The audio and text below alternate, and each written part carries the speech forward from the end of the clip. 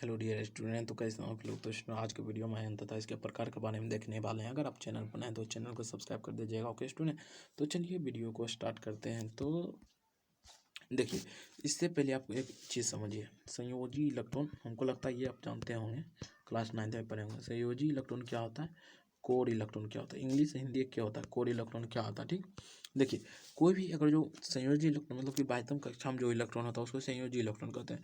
और बाकी बात का इलेक्ट्रॉन, बाकी बात जो बचा हुआ इलेक्ट्रॉन उसको कोर इलेक्ट्रॉन कहते हैं। जैसे देखिए, सोडियम का इलेक्ट्रॉनिक कॉन्फ़िगरेशन 2 8 1 हुआ। एक क्या हुआ, बाह्यतम कक्षा वाला इलेक्ट्रॉन हुआ, क्या हुआ, सोडियम संयोजी इलेक्ट्रॉन हुआ 2 8 10। 2 8 कितना हुआ, 10। ये 10 इलेक्ट्रॉन क्या हुआ, कोर इलेक्ट्रॉन में आया। ओके स्टूडेंट, तो मतलब कि बाह्यतम कक्षा वाला इलेक्ट्रॉन कोर अति संयोजी इलेक्ट्रॉन, और बाकी बात जो बचा इलेक्ट्रॉन है उसको कोर इलेक्ट्रॉन बोलेंगे। ओके, अब देखिए सबसे पहले देखिए आयन, आयन पढ़ते हैं। आयन, आयन देखते हैं क्या होता है। देखिए, जब कोई परमाणु इलेक्ट्रॉन का ग्रहण या त्याग करता है तो उस परमाणु पर आवेश आ जाता है। इस आवेशित परमाणु को ही आयन कहते हैं। जैसे कोई भी परमाणु हो, जैसे एक परमाणु है, अगर ये इलेक्ट्रॉन को त्याग कर रहा है या फिर ग्रहण कर रहा है तो इस पर जो होता है कि आवेश आ जाता है। तो इस आवेशित परमाणु, इस परमाणु की इस आवेशित रूप को ही आयन कहते हैं। सिंपल सी बात समझिए कि जब कोई परमाणु इलेक्ट्रॉन दे रहा है या फिर इलेक्ट्रॉन लेता है तो उस परमाणु पर आवेश आ जाता है। इस आवेशित रूप को, इस परमाणु के इस आवेशित रूप को ही आयन कहते हैं। इतना तक समझ गए। आप देखिए, अब जब इलेक्ट्रॉन देता है या फिर लेता है तो उस पर आवेश आ जाता है। तो आप जानते हैं कि आवेश दो प्रकार के होते हैं, एगो धन आवेश होता है, एगो ऋण आवेश होता है। ओके स्टूडेंट, आपको मन होगा कि परमाणु पर कौन सा आवेश आया या फिर कौन सा आवेश है, धन आया कि ऋण आया। तो देखिए इसको हम आगे बताएंगे। ओके, इसी वीडियो में आगे बताएंगे। तो देखिए, या तो धन आएगा या तो ऋण आएगा। तो धन आयन कितना प्रकार का, धन आयन होगा, ऋण आयन होगा। ये फंडा आपको दिमाग में क्लियर। अब देखते हैं कि धन आयन क्या होता है, ऋण आयन क्या होता है। ओके, देखिए देखिए देखिए धन आयन, धन आयन समझिए, जब कोई परमाणु एक या एक से अधिक संयोजी इलेक्ट्रॉन को त्याग करता है तब परमाणु पर धन आवेश आ जाता है। इससे ही धन आयन कहते हैं। समझिए, कोई भी परमाणु अगर इलेक्ट्रॉन त्याग देता है, कोई भी इलेक्ट्रॉन अगर जो इलेक्ट्रॉन त्यागता है तो उस परमाणु पर जो होता है, कोई भी परमाणु जब इलेक्ट्रॉन को त्यागता है उस परमाणु पर धन आवेश आ जाता है। इससे ही धन आयन कहते हैं। धन आवेश कैसे आता है उसको हम आगे इसके प्रॉपर्टी में समझाएंगे। जब कोई परमाणु इलेक्ट्रॉन दे रहा है तो समझिए कि उस पर धन आवेश आ जाता है। सिंपल सी बात, इलेक्ट्रॉन दे रहा है तो उस पर पॉजिटिव चार्ज आ रहा है, तो इससे ही धन आवेश कहते हैं। तो परमाणु को धन आयन रूप, धन आवेशित रूप को ही धन आयन कहते हैं। ओके स्टूडेंट, इसको समझ गए। अब देखिए, आप मन में उठाओ कि कौन सा परमाणु इलेक्ट्रॉन देगा। तो देखिए, धातु के जो परमाणु होते हैं, धातु के परमाणु जो होते हैं इलेक्ट्रॉन देते हैं। सिंपल सी बात, धातु के परमाणु इलेक्ट्रॉन दे सकते हैं और धातु के परमाणु इलेक्ट्रॉन नहीं देंगे। उपधातु के परमाणु इलेक्ट्रॉन नहीं देंगे, ओनली फॉर धातु के परमाणु ही इलेक्ट्रॉन का त्याग करेंगे। अब आप जानते होंगे कि धातु के परमाणु के बाह्यतम कक्षा में या तो एक इलेक्ट्रॉन होता है, या तो 2 इलेक्ट्रॉन होता है, या तो 3 इलेक्ट्रॉन होता है।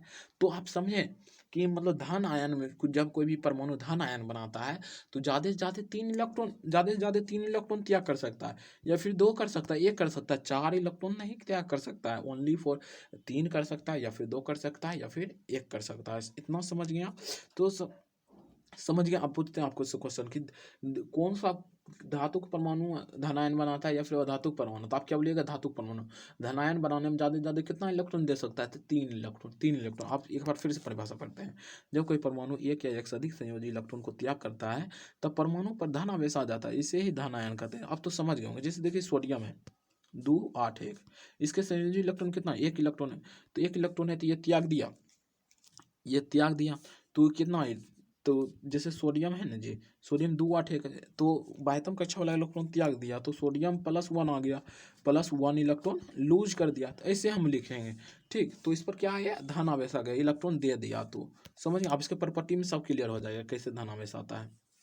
देखिए, किसी धनायन में अपने मूल परमाणु से कम इलेक्ट्रॉन होते हैं। धनायन मतलब कि इलेक्ट्रॉन का लूज करना। धनायन में क्या होता है, इलेक्ट्रॉन का लूज करता है कोई भी मेटल।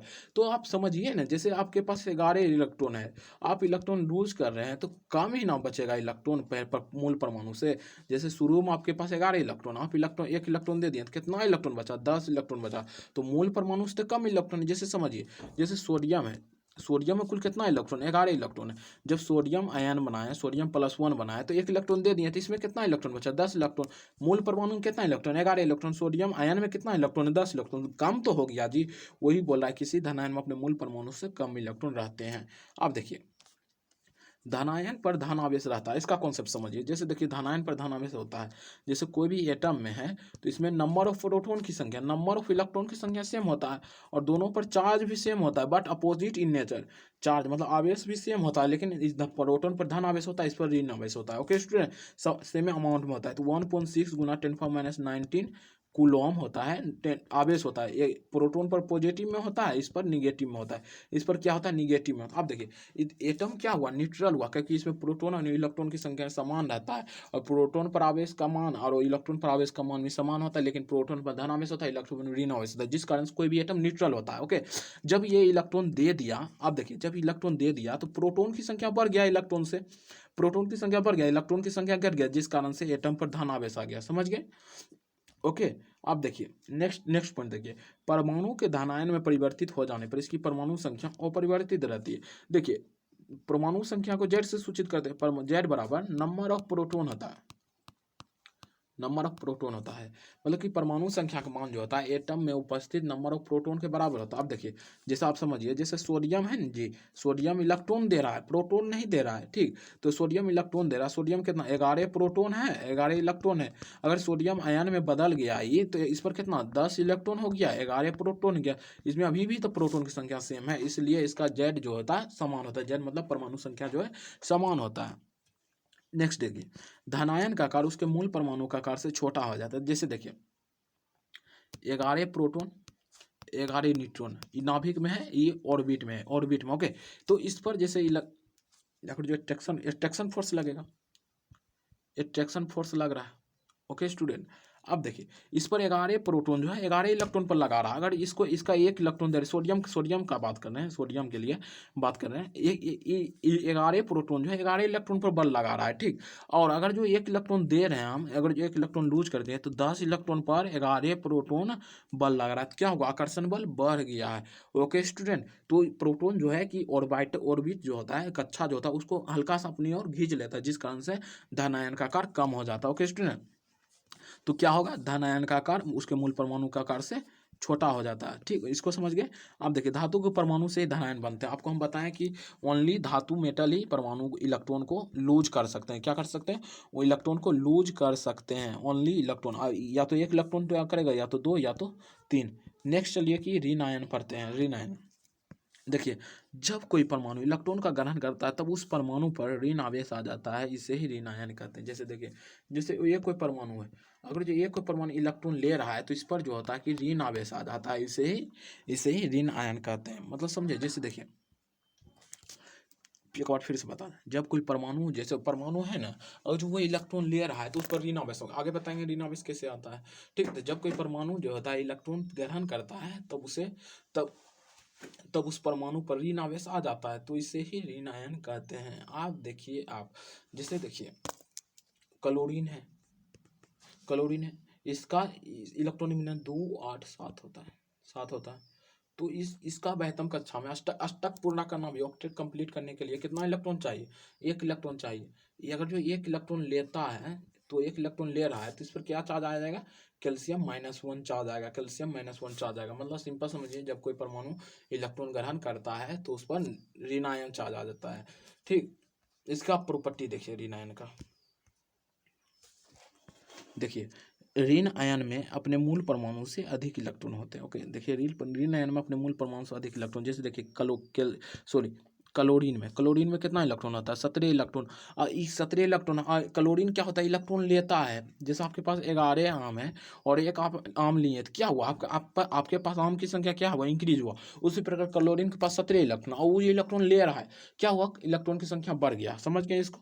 अब देखिए इस आयन पर ऋण आवेश रहता है, इस आवेश पर ऋण आवेश रहने का समस्या देखिए, जैसे क्लोरीन है जी, क्लोरीन सिंपली उदासीन है, इस पर 17 प्रोटॉन है, तो 17 इलेक्ट्रॉन भी है, 17 प्रोटॉन है, 17 इलेक्ट्रॉन भी। ऋण ऋण अथी न्यूट्रल है, क्लोरीन क्या है, न्यूट्रल है।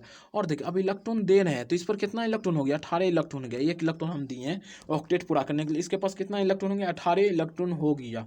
कितना इलेक्ट्रॉन, 18 इलेक्ट्रॉन। अब देखिए इस पर 17 प्रोटोन है, 18 इलेक्ट्रॉन का चार्ज है, 17 प्रोटोन का चार्ज, 18 इलेक्ट्रॉन का चार्ज, मतलब 1 इलेक्ट्रॉन का चार्ज इस पर ज़्यादा है।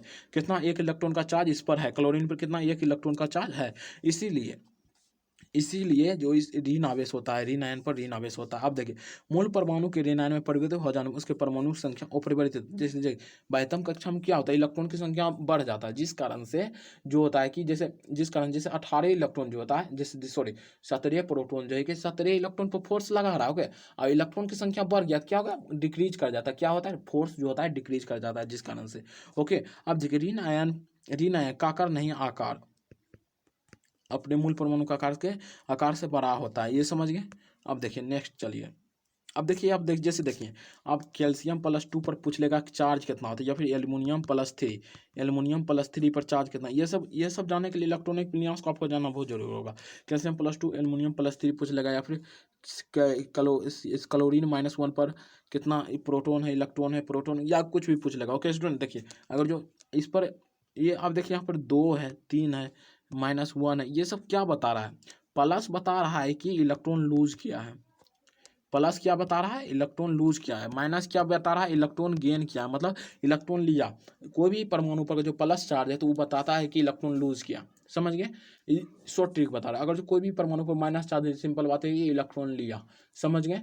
ठीक। अब ये जो संख्या लिखल है 2 3 1, ये बताता है कि कितना इलेक्ट्रॉन लूज किया या फिर कितना इलेक्ट्रॉन गेन किया। जैसे +2 है तो प्लस का मतलब इलेक्ट्रॉन लूज किया, कितना किया, तो 2 किया। +3 का मतलब कि प्लस मतलब कि इलेक्ट्रॉन लूज किया, कितना किया, 3 किया। -1 है तो माइनस मतलब कि इलेक्ट्रॉन लिया, कितना लिया, 1 इलेक्ट्रॉन लिया, ओके स्टूडेंट। अब बताते हैं कि अब आवेश आ जाता है, परमाणु पर आवेश आ जाता है, अमाउंट क्या होता है, जैसे +2 आवेश आया, +2 आवेश है, मतलब कि +2 गुना 1.6 गुना 10⁻19 कूलम।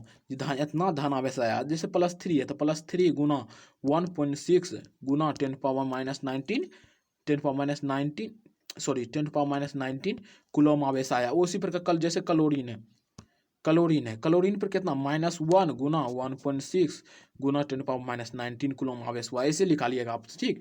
जो चार्ज है वो लिख दीजिएगा, प्लस एन करके चार्ज लिख दीजिएगा। एन मतलब कि प्लस माइनस एन हो सकता है, या तो प्लस हो या फिर माइनस हो, कुछ भी लिख दे, और 1.6 गुना 10⁻19 से गुना कर दीजिएगा। ओके स्टूडेंट, इतना तक समझ गए होंगे। तो thank you for watching this video, subscribe कर लीजिएगा student, okay, thank you, bye.